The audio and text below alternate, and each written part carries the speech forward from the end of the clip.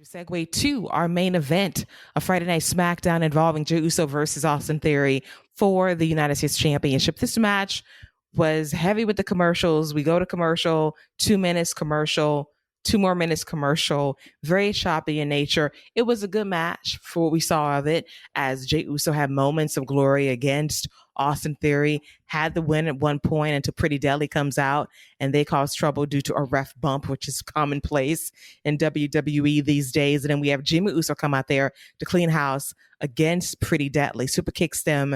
And then we have Solo trying to deliver the Samoan spike to his brother once again. And then Jay breaks up that fight between the two brothers. But in doing so, we have Jimmy accidentally kicking Jay in the face. Solo's very happy about that. Paul is as well. And then Austin Theory, ever the snake and the weasel, worms his way back in the ring to pick up the 1, 2, 3 over Jey Uso to retain the U.S. Championship.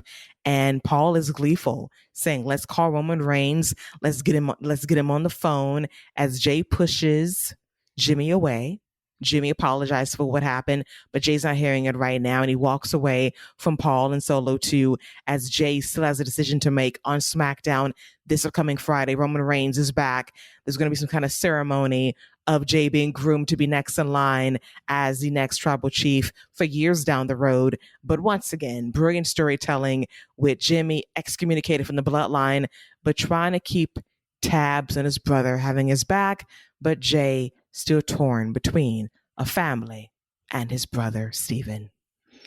Yeah, terrific work by everybody involved. Again, they were good at the beginning of the show. They were good at the end of the shows. And it was one of the better Austin Theory matches I've seen for a minute. You're right. It was broken up by the commercial, so that it's going to have a bit of a asterisk next to it over there. But it was a good match. And the intrigue as to whether or not Jay is going to accept this next head of the table position or not drags things out a week or two more. I think in the end he'll end up doing, quote unquote, the right thing. I think the way the story is going is that the Usos are going to go babyface again. They might wrestle each other at least once first. You could make this work for a few weeks, but in the end, I think the big match is going to be the Usos against Solo and Roman, and with some sort of additional intrigue after that, because I think this is going to roll on until we see Solo versus Roman in singles. So it's been the best thing on the show and for a long time, and it remains that way. I like that they're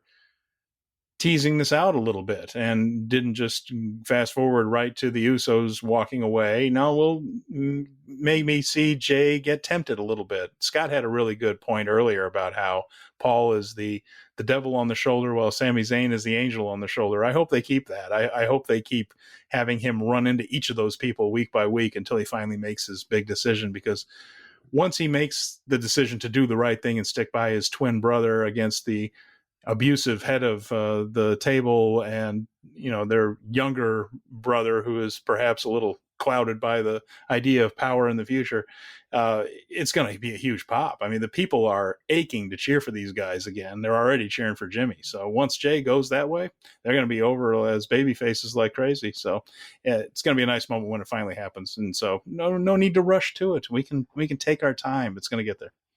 Yes, the pop in the end is going to be so worth it.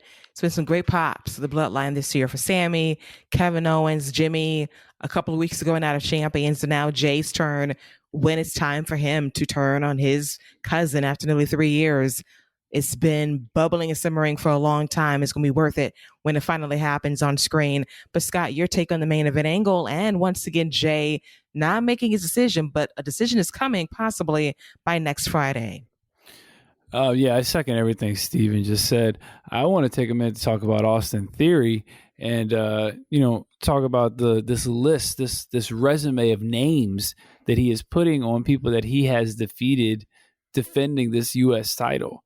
If you just look at the names, Lashley, Edge, Cena, Jey Uso, Sheamus, like you put those names on there, you put them in a list and you're like, that's a hell of a list right there of who you've defended the title against. So I like what they've done with Theory. I know he's not getting the attention. He's not the centerpiece, but I like what they're doing with him. I like the connection with Pretty Deadly. I think that's a good trio right there that they can do something with, just because of their personalities. I think it all works. So I know this is about the Usos, as it should be. They are the centerpiece here, but Austin Theory played his role perfectly, and I think he has done a good job. And I think, he deserves a little bit more credit for this run that he's had with the U.S. title. I would give him slight credit, but I hate to say it, but the list of people you gave of who Austin Theory's beat for this title to retain said championship, it feels incredibly hollow. I hate to say that. I really do.